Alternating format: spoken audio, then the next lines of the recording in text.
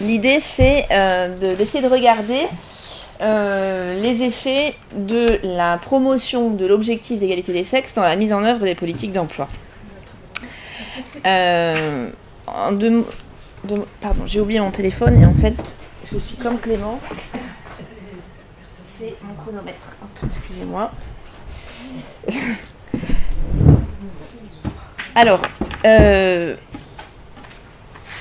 d'où est-ce que cette recherche est partie ? En fait, elle est partie d'un contexte européen, puisque au sein des institutions européennes, dans le courant des années 90, en gros, la question de l'égalité entre les femmes et les hommes dans l'emploi a fait l'objet d'un regain d'attention. Et ce regain d'intention, il s'est traduit en termes de politique publique, en particulier par l'adoption donc, de la stratégie dite de gender mainstreaming, que vous devez connaître, mais en deux mots, qui vise à promouvoir l'objectif d'égalité des sexes, non pas à travers la seule adoption de politiques spécifiques portées par des actrices en général qui sont spécifiquement en charge de cette question, mais en intégrant l'objectif d'égalité dans l'ensemble des politiques publiques, dans l'ensemble des secteurs de politique publique. L'idée étant donc de faire du transversal, hein, c'est le mot qui est souvent utilisé en français. Et donc cette stratégie de promotion de l'égalité, elle implique que beaucoup d'acteurs sont en théorie concernés par l'objectif d'égalité des sexes, puisque aussi bien les acteurs du secteur de l'emploi que de celui des politiques d'éducation, que des politiques des transports, etc., sont censés s'intéresser à la place des femmes et des hommes et à l'objectif d'égalité des sexes dans le secteur sur lequel ils travaillent. Alors, ma question de recherche, c'était d'essayer de comprendre l'impact des décisions communautaires au niveau local. Et cette question, elle se justifie, et donc de comprendre la place de l'objectif d'égalité des sexes chez les acteurs qui sont en charge de mettre en œuvre les politiques d'emploi. J'en dirai deux mots juste après. Cette question de recherche, elle se justifie, à mon avis, au moins à double titre. D'une part, parce que dans les recherches, dans les études européennes, on interroge assez peu la portée des politiques communautaires au niveau local. Donc on regarde peu tous les échelons qui sont en dessous de l'échelon communautaire. Et puis, elle se justifie d'un autre point de vue. Le gender mainstreaming, il est intéressant parce que il suppose que des non-professionnels de la question, de la thématique de l'égalité deviennent investis de cet objectif. Autrement dit, la question de l'égalité des femmes, elle franchit les frontières historiques de son périmètre d'intervention, qui est le périmètre du féminisme d'État.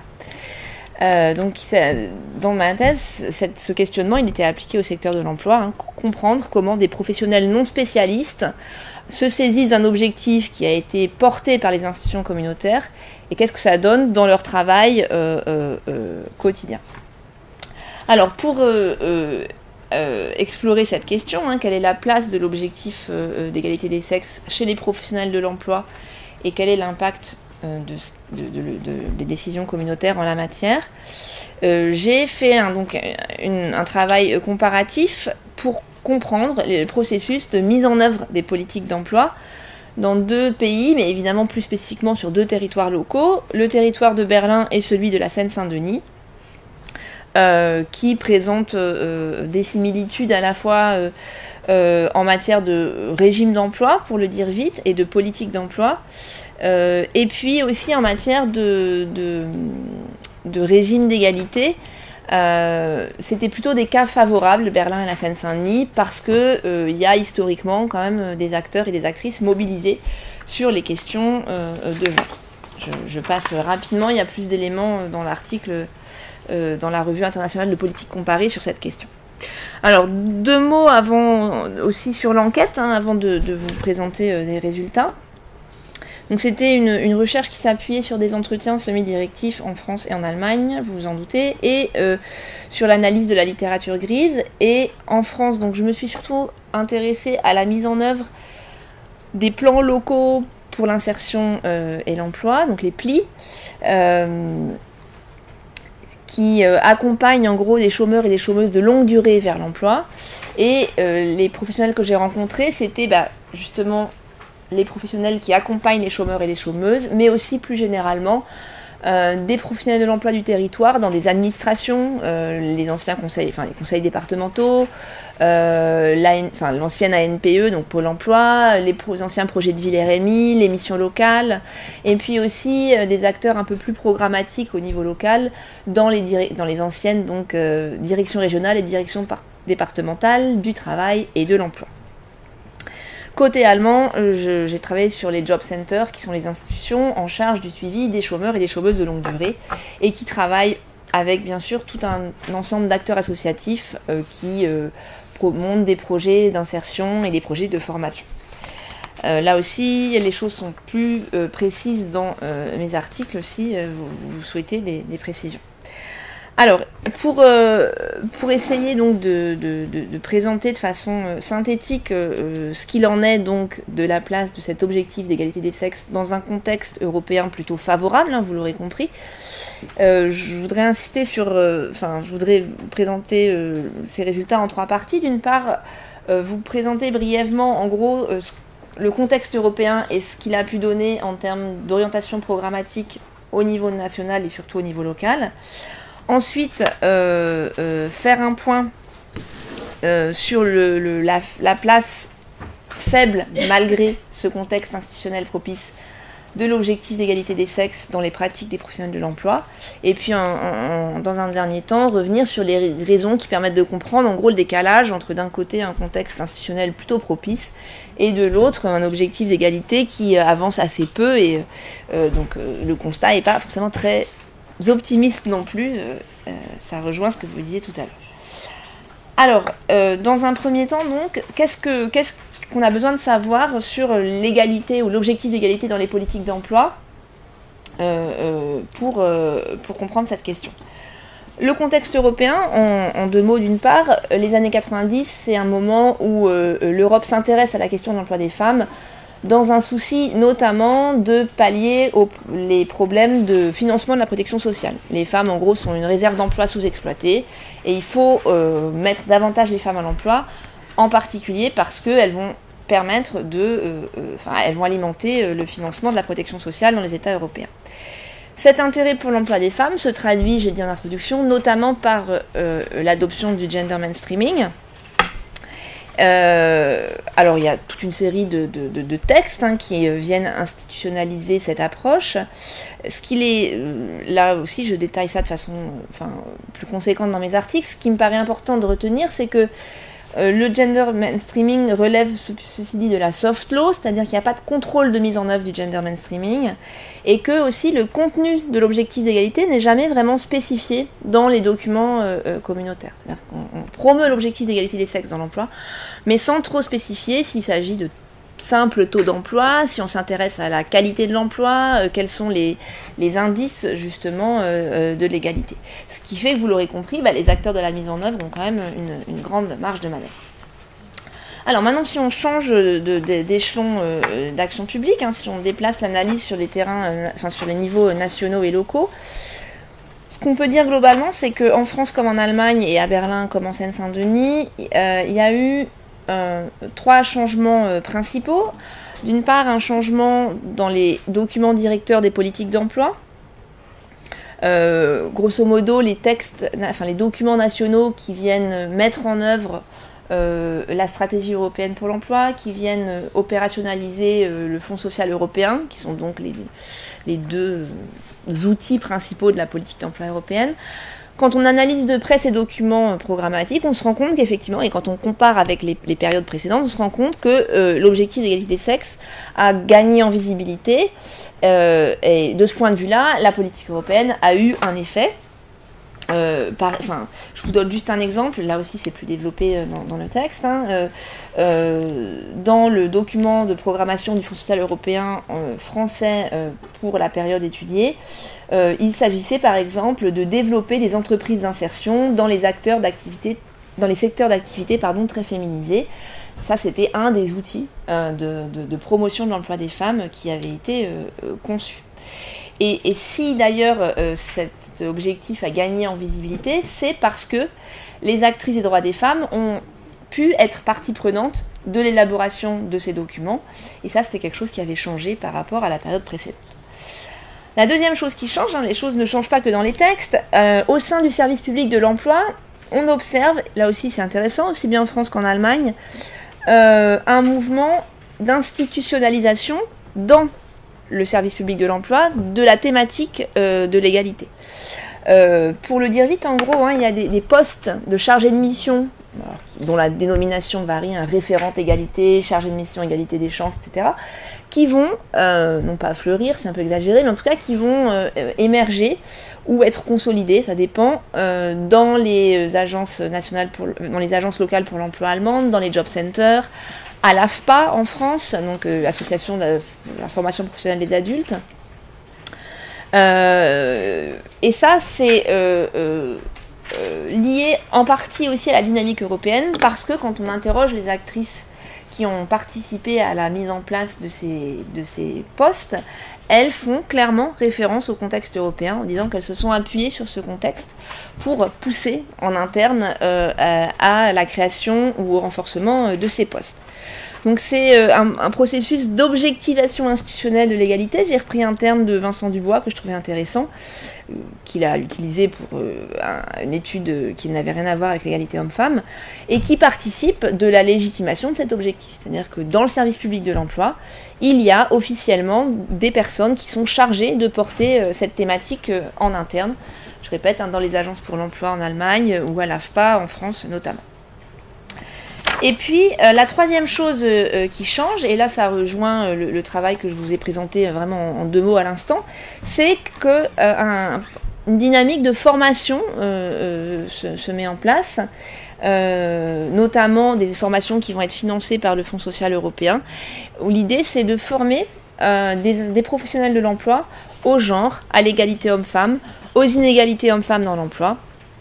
Alors, avec une palette d'acteurs qui est limitée, j'y reviendrai tout à l'heure, et assez diversifiée, soit côté plutôt programmateur, soit plutôt côté street level bureaucrates, mais en général plutôt côté programmateur. Là aussi, on reviendra si ça vous intéresse plus en détail sur la comparaison, là j'insiste vraiment sur les similitudes, là aussi on retrouve cette dynamique dans les 2 pays, et c'est conçu comme un outil pour mettre en œuvre le gender mainstreaming. Le diagnostic, qui est établi par les actrices qui portent ces formations, c'est de dire, bon, c'est très bien de dire qu'il faut faire de l'égalité partout, mais encore faut-il que les gens soient outillés, et donc, voilà, il y a notamment des petits bouts de budget du Fonds social européen qui vont être placés sur des financements de formation.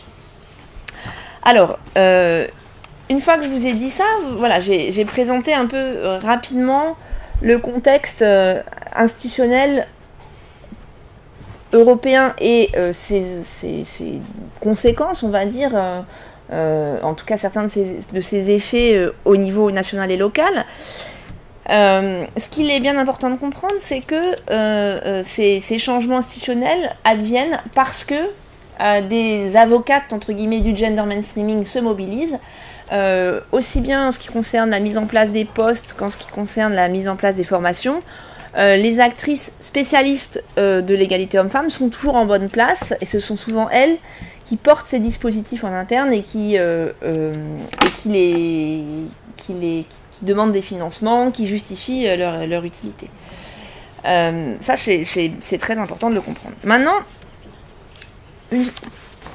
la question qui découle de ce que je viens de vous dire, c'est qu'est-ce qu'il en est côté profane de l'égalité. C'est-à-dire que là, je vous ai un peu montré comment des actrices spécialistes de l'égalité avaient pu porter des dispositifs pour former, pour légitimer la cause de l'égalité.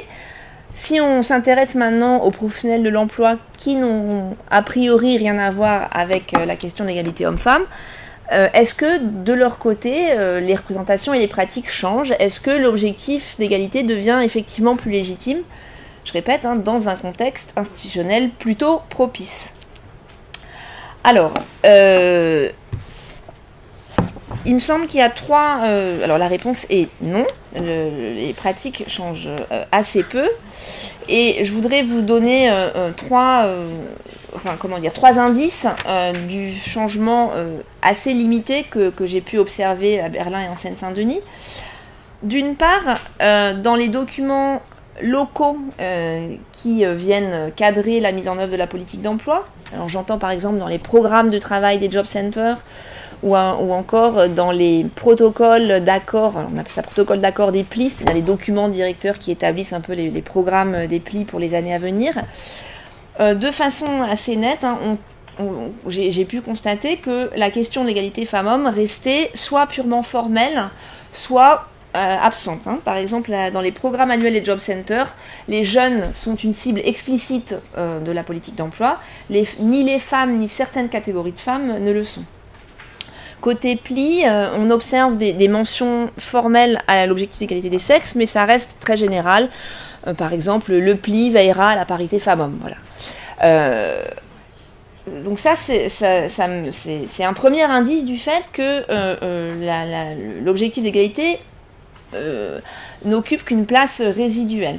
Le deuxième indice de ce faible changement de pratique concrète, c'est le faible nombre d'actions qui visent, donc d'actions pour l'emploi, qui visent explicitement à remettre en cause les inégalités entre les sexes dans l'emploi. Alors, je développe ça de façon plus détaillée dans les articles, mais en gros, si vous voulez, à Berlin et en Seine-Saint-Denis, on observe, enfin, j'ai pu compter sur les doigts de deux mains globalement hein, les actions qui étaient explicitement dans une logique de lutte contre les inégalités sexuées, et ça concernait alors soit en France la diversification des choix professionnels pour les femmes, soit l'accompagnement spécifique vers l'emploi des femmes victimes de violences plutôt à Berlin, et des dispositifs de formation destinés aux femmes pour là aussi élargir leur choix d'orientation professionnelle. Et puis, troisième indice de la place encore résiduelle de l'objectif d'égalité des sexes chez les profanes de l'égalité et professionnels de l'emploi en même temps, c'est ce qui a transparu dans leur discours en entretien avec moi, qui constituent aussi des résultats de recherche assez intéressants, je trouve, sur cette question. Quelques éléments empiriques là-dessus. Hein. Alors, par exemple, quand j'ai contacté mes enquêtés, j'ai eu au début un certain nombre de refus d'entretien parce qu'on me disait « mais je ne suis pas en charge de ces questions, allez voir ». Et là, on me renvoyait vers le CIDF, la personne qui était en poste sur l'égalité femmes-hommes sur le territoire. Mais en général, enfin, il y a eu plusieurs fois hein, des gens qui ne se sentaient pas concernés manifestement par cette question, en dépit donc de la stratégie de gender mainstreaming. Alors après du coup j'ai changé ma stratégie et j'ai arrêté de dire que je travaillais sur l'égalité femmes-hommes dans les politiques d'emploi. Donc j'ai eu alors plus facilement des entretiens et je n'abordais cette question que dans un second temps. Hein. L'entretien portait sur d'autres considérations qui m'ont d'ailleurs permis de mieux éclairer ensuite mon objet de recherche. Mais ça me paraissait important de le redire parce que c'est un résultat de recherche assez facile à établir hein, dans l'enquête et qui en dit long. Alors après, j'ai quand même réussi à faire parler notamment hein, les professionnels qui accompagnent les femmes et les hommes vers l'emploi sur ces questions d'inégalité femmes-hommes. Et en gros, pour le dire rapidement, ce qui est net, c'est que d'une part, il n'y a pas de diagnostic partagé hein, chez les professionnels de l'emploi sur ces questions. Les connaissances sur les inégalités femmes-hommes sont en général assez faibles ou alors très parcellaires, c'est-à-dire que oui, certains disent ah bah oui c'est vrai les femmes, la question de la garde des enfants se pose plus, c'est un frein spécifique à l'emploi des femmes.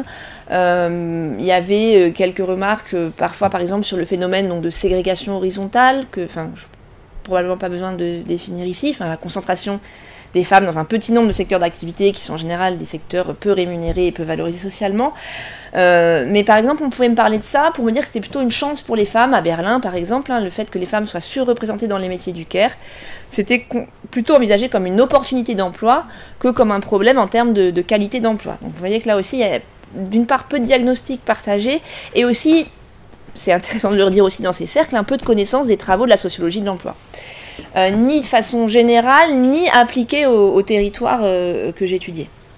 Et puis, dernière chose qui me paraît intéressante à relever, c'est que quand on parle avec les professionnels de l'objectif d'égalité des sexes, et quand je leur demandais si c'était une question importante pour eux, j'ai souvent eu des réponses assez convenues, des petites phrases comme alors l'égalité des sexes, c'est pas un souci pour nous, l'égalité pour nous c'est une évidence, tout le monde est sur la même ligne, que ce soit un homme ou une femme, il y a une égalité totale. Et de manière intéressante, ça c'était aussi bien en France, donc où on a une culture effectivement républicaine plutôt aveugle aux inégalités de genre, mais aussi à Berlin. C'était peu de temps pour les gens qui s'intéressent à l'Allemagne. Pardon. C'était peu de temps, non, parce que j'allais dire les germanophones, mais il n'y a pas que les germanophones qui s'intéressent à l'Allemagne. C'était peu de temps après l'adoption de l'AGG, la loi de lutte contre les discriminations. Et donc il y avait manifestement cette idée qu'il fallait surtout pas discriminer, elle était bien intégrée, mais bon, elle était de façon assez peu réflexive. Alors, j'en arrive à la fin de ma deuxième partie, donc vous l'aurez compris, pour dire qu'il y a à la fois des changements institutionnels nets qui ont contribué à légitimer et à visibiliser l'objectif d'égalité des sexes, et en même temps des changements de pratique et de représentation qui sont très faibles, on va dire, chez les non-spécialistes de l'égalité, chez ceux que j'ai appelés dans l'article paru dans Politics les profanes de l'égalité. De ce point de vue-là, on peut parler d'échec relatif de la stratégie de gender mainstreaming. La dernière chose qui me paraissait intéressant d'aborder dans cette communication, c'est pourquoi, en gros, est-ce qu'il y a un hiatus entre, d'un côté, un contexte institutionnel plutôt propice, et de l'autre, des changements de pratiques très faibles. Il y a plusieurs causes, il y en a deux qui me paraissent très importantes, en tout cas que j'ai développées dans l'article pour Politics. D'une part, c'est intéressant de regarder de près comment cette question a été institutionnalisée. En regardant, alors là j'ai pas pu faire suffisamment de terrain, mais il me semble qu'il y avait quand même déjà des éléments. En regardant concrètement, par exemple, les modalités de mise en place des formations. Trois choses intéressantes à ce sujet. D'une part, souvent c'était des formations qui reposaient sur le principe du volontariat. Donc les gens qui venaient étaient majoritairement des gens qui étaient déjà un peu intéressés par cette question. D'autre part, ce principe du volontariat amenait une autre question, c'était celui du niveau hiérarchique des personnes qui travaillaient qui travaillaient sur la question de l'égalité femmes-hommes. Et en général, les personnes les plus placées dans la hiérarchie n'étaient pas souvent présents dans ces formations. Et puis, une question plus large, et bien sûr qui nous anime dans notre recherche sur la lutte contre les violences faites aux femmes, la question du changement par les formations des acteurs pose l'épineux problème de l'articulation entre les savoirs et les pratiques. Et ça, c'était net aussi dans certains entretiens, c'est-à-dire que même les acteurs sensibilisés au genre n'étaient pas toujours en capacité, j'y reviendrai tout à l'heure, de transformer leur connaissance, voire leur conviction en pratique professionnelle. Donc voilà, je voulais revenir là-dessus parce qu'en plus c'est effectivement, me semble-t-il, un axe qui monte en puissance, la question de la formation des professionnels dans le secteur de l'éducation nationale, en matière de lutte contre les violences faites aux femmes, etc. Mais ça pose des questions. Est-ce qu'il suffit d'être conscient pour transformer le monde social? C'est une question ouverte. En ce qui concerne les modalités d'institutionnalisation, je dirais deux mots aussi sur les postes de chargés de mission qui ont été créés donc, dans les agences locales pour l'emploi en Allemagne notamment, dans certains services administratifs aussi en France ou à l'AFPA. Globalement, alors là il y a une différence entre l'Allemagne et la France qui est nette, mais on peut quand même dire que dans un cas comme dans l'autre, ce sont des postes qui ne sont pas assortis de pouvoirs de décision et de contraintes dans leurs administrations. En gros, elles ont le pouvoir de prendre la parole, d'alerter, de sensibiliser, etc., mais pas de réel pouvoir décisionnaire. Et ce sont aussi souvent des postes sans budget, si ce n'est le financement de leur propre poste. Mais il n'y a en général pas de budget assorti pour monter elles-mêmes des actions. À ce sujet, pour ne pas faire que dans le négatif, ma collègue Anne Révillard avait écrit un article sur Comité du travail féminin, c'est bien ça, qui parlait de la force des institutions faibles, et je trouve que c'est un article que j'aime bien, et qui laisse à penser qu'il faudrait étudier sur le long terme la portée de l'action des professionnels qui sont à ces postes. Moi j'ai fait une recherche sur un temps assez court, sur 5 ans à peu près, donc j'ai pas les moyens de savoir ce que ça donnera sur du plus long terme. Et alors, donc ça c'est un premier type de raison, les modalités d'opérationnalisation concrète de la mise en œuvre du gender mainstreaming. Et la deuxième chose sur laquelle je voulais revenir, c'est les freins qui sont liés en grande partie à la spécificité du domaine auquel je me suis intéressée. J'ai travaillé, je vous l'ai dit, donc sur les professionnels de l'emploi, mais plus spécifiquement sur les professionnels en charge de l'accompagnement, enfin des politiques d'insertion des chômeurs et chômeuses de longue durée. Parce qu'il fallait délimiter, comme l'a très bien dit Amy tout à l'heure, la mise en œuvre, l'étude de la mise en œuvre, c'est un vaste programme, et donc on est toujours obligé de regarder des petites parcelles. Et quand j'ai mené mes entretiens, je vous expliquais tout à l'heure que j'avais un peu changé mon fusil d'épaule et que j'avais fini par ne parler d'égalité femmes-hommes que dans un second temps.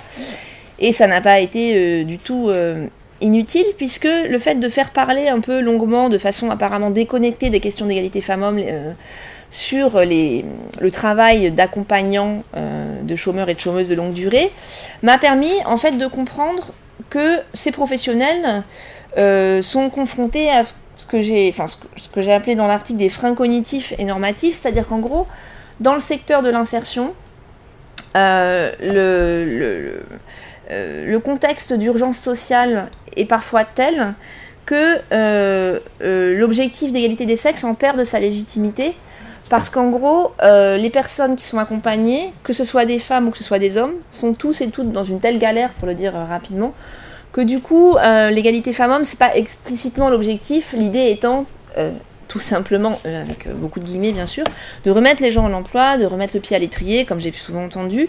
Je vous cite juste un extrait d'entretien qui parlera, qui sera très parlant. L'égalité des chances, donc c'est une professionnelle des missions locales, donc en charge des jeunes sans qualification, qui me dit l'égalité des chances, je ne pense, donc elle parlait de l'égalité des chances entre les femmes et les hommes, je ne pense pas explicitement à cela. Pour moi, ce qui compte vraiment, c'est que les gens qui entrent en contrat aidé chez nous puissent ensuite s'insérer sur le marché du travail. L'objectif de ces contrats, c'est de leur donner un peu de stabilité, qu'ils retrouvent l'estime de soi, que ça leur redonne du courage. C'est ça que je considère être l'objectif le plus important pour moi. Au final, ça importe peu que ce soit un homme ou une femme, au final, ce sont toutes des personnes qui sont au chômage. Et en fait, ça, je m'en suis pas rendu compte tout de suite, mais c'est vraiment un environnement professionnel qui a beaucoup joué, donc à la fois sur la légitimité de l'objectif d'égalité des sexes, quelle est la légitimité de faire de la discrimination positive, pour le dire vite, dans un contexte où toutes les personnes accompagnées sont confrontées à différents types de discrimination et d'inégalité. Et puis, plus prosaïquement parlant, si je puis dire, le fait de suivre des personnes en grande difficulté sociale contribue aussi à mettre les personnes sous tension, parce que l'enjeu, c'est que tel ou tel chômeur, par exemple, ne dorme pas à la rue un soir parce qu'il est en situation d'exclusion. Et dans ce contexte-là, une expression qui est revenue plusieurs fois, c'était de dire que les professionnels ont le nez dans le guidon, décidément, et du coup, ce contexte-là ne favorise pas une forme de prise de recul sur les inégalités femmes-hommes, sur le fait de se former par exemple, ou plus largement de mettre en place des projets spécifiques, de réfléchir à comment est-ce qu'on peut surmonter ces freins. Voilà, donc je vais m'en tenir au temps et m'arrêter là, même s'il y aurait encore d'autres choses à dire, bien sûr. Merci à vous.